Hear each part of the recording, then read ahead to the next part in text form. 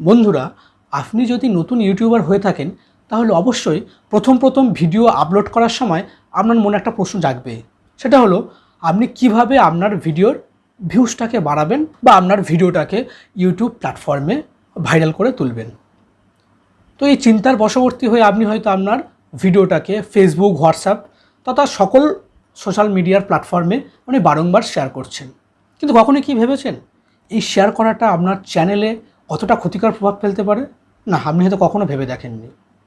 আজকের আমি আপনাদের সঙ্গে আলোচনা করব এই বারংবার শেয়ার করার ফলটা কী।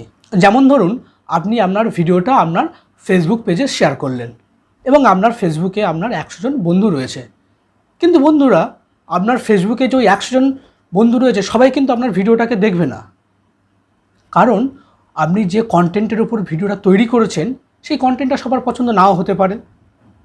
এবং ধরুন 70 থেকে 80 জন আপনার ভিডিওর লিঙ্কের উপর ক্লিক করে ভিডিওটাতে প্রবেশ করলো এবং তারও মধ্যে 5 থেকে 10 জন ভিডিওটা প্রথম থেকে শেষ পর্যন্ত মনোযোগ দিয়ে দেখলো এবং বাকিজন আপনার ভিডিওটাতে প্রবেশ করার পর স্কিপ করে বড়জোর 1 থেকে 2 মিনিট দেখে বা প্রথমে একটুখানি দেখে বেরিয়ে এসছে। এর ফলে কিন্তু ইউটিউব অ্যালগরিদমের কাছে আপনার ভিডিও সম্পর্কে একটা ব্যাড ইমপ্রেশন যেতে থাকবে এবং ইউটিউব অ্যালগরিদম অটোমেটিক বুঝবে যে আপনার ভিডিওটা হয়তো ভালো নয়। এই জন্য অডিয়েন্সরা আপনার ভিডিও থেকে বারবার বেরিয়ে আসছে এবং এর ফলে ইউটিউব অ্যালগরিদম আপনার ভিডিওটা সার্চ বারে প্রমোট করা বন্ধ করে দেবে।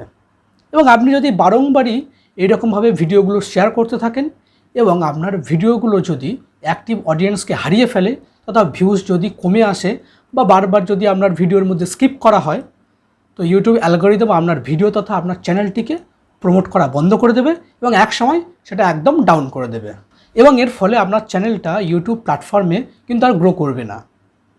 আপনার এই চিন্তাভাবনা না করে হঠাৎ সিদ্ধান্ত নিয়ে শেয়ার করার কারণেই কিন্তু আপনার চ্যানেলটা ধীরে ধীরে গ্রো করা বন্ধ করে দেবে এবং আপনার অ্যাক্টিভ ভিউয়ার্স, অ্যাক্টিভ সাবস্ক্রাইবার ধীরে ধীরে আপনার চ্যানেল থেকে চলে যেতে থাকবে এবং আপনি আপনার চ্যানেলটাকে ইউটিউবে মনিটাইজেশন পাওয়া থেকে অনেকটা দূরে সরে যাবেন।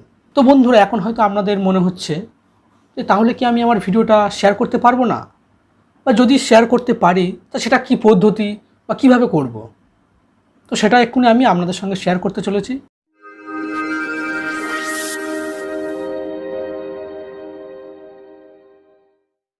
আর হ্যাঁ, যদি আপনি আমার চ্যানেলে নতুন হয়ে থাকেন অবশ্যই নিচে থাকা সাবস্ক্রাইব বেল আইকনটিকে প্রেস করে চ্যানেলটিকে সাবস্ক্রাইব করে দেবেন।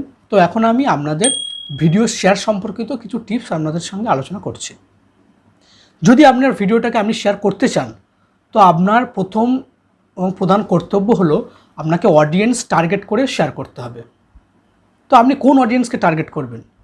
আপনাকে প্রথমে ভাবতে হবে যে অডিয়েন্স বা ভিউয়ার্স বা যে আপনার বন্ধু আপনার ভিডিওটাকে প্রথম থেকে শেষ পর্যন্ত মনোযোগ দিয়ে দেখবে এবং ফুল ওয়াচ টাইম আপনাকে ইউটিউবে দেবে। এছাড়াও আপনার টার্গেট করতে হবে সেই সমস্ত অডিয়েন্সকে যেই সমস্ত অডিয়েন্সদের আপনার কন্টেন্টের প্রতি ইন্টারেস্ট রয়েছে, বা ধরুন যে সমস্ত ভিউয়ার্সের আপনার ভিডিওর সাবজেক্টটাকে ভালো লাগে সেই সমস্ত ভিউয়ার্স বা অডিয়েন্সকে আপনাকে অবশ্যই টার্গেট করতে হবে এবং দরকার পড়লে তাদের নিয়ে একটা আপনি গ্রুপ ক্রিয়েট করুন এবং তার মধ্যে আপনি ভিডিওগুলো অনায়াসে শেয়ার করতে পারেন এবং তারাও আপনার ভিডিওটা মনোযোগ দিয়ে ফুল ওয়াচ টাইম ধরে দেখবে এবং এর ফলে আপনার চ্যানেল বা ভিডিও সম্পর্কিত ইউটিউবের কাছে একটা ভালো বা গুড ইমপ্রেশন যেতে থাকবে এবং এর ফলে ইউটিউব অ্যালগরিদম বুঝবে আপনার ভিডিওর কন্টেন্ট বা সাবজেক্ট খুবই ভালো এবং ধীরে ধীরে ভিডিওটিকে সার্চ বারে প্রমোট করা শুরু করবে।